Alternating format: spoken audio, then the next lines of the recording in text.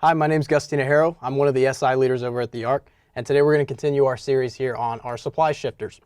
So the three main supply shifters you really want to keep your eye out, we're going to go walk through them all, is our cost of productions, our technology, and our competition.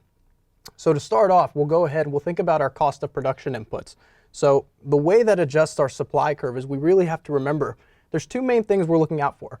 The cost of our capital, which is basically going to be our working machinery in most cases, and then the cost of our labor, which is typically the people that either work for our firm or vice versa. So if we go ahead, if we think of an example, let's say we start off with our regular supply curve. And we think of the supply curves, we want to look at it within these two factors. So if we think of capital, if we think of the cost of capital, if capital itself goes up with the cost, that typically means we will not be able to supply more at the given price. So we can think of that as if we have an increase in capital expenditure, that's going to be shifting our supply curve to the left, knowing that the amount that we can supply now at that level is going to have to go down with the incurred cost. Same thing with labor. Say we have a decrease in cost in our labor with a wage going down. We can also shift that supply curve now to the right, knowing that now we can hire more people at a lower price, and there we can end up increasing our capacity to supply. So now we can talk about our second shifter here, which is technology. So with technology, it plays an integral role within economics from the fact that with an increased efficiency with technology, we can now allow and be able to produce more. So if we set up an example,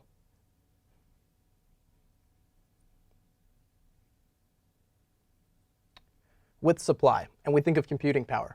Computing power, especially within the last 15 years, has continued to skyrocket, which in turn has allowed us to increase our capacity as businesses or as the government within production. So if we think of computing power becoming more efficient, we can then interpret that as our supply, because of the higher efficiency, will be able to shift to the right and be able to increase our capacity, and the same vice versa. And finally, we look at our third shifter, which is competition. So with competition, intuitively you think, okay, more number of firms, more supply, and you'd be exactly right. So if we set it up here on the board,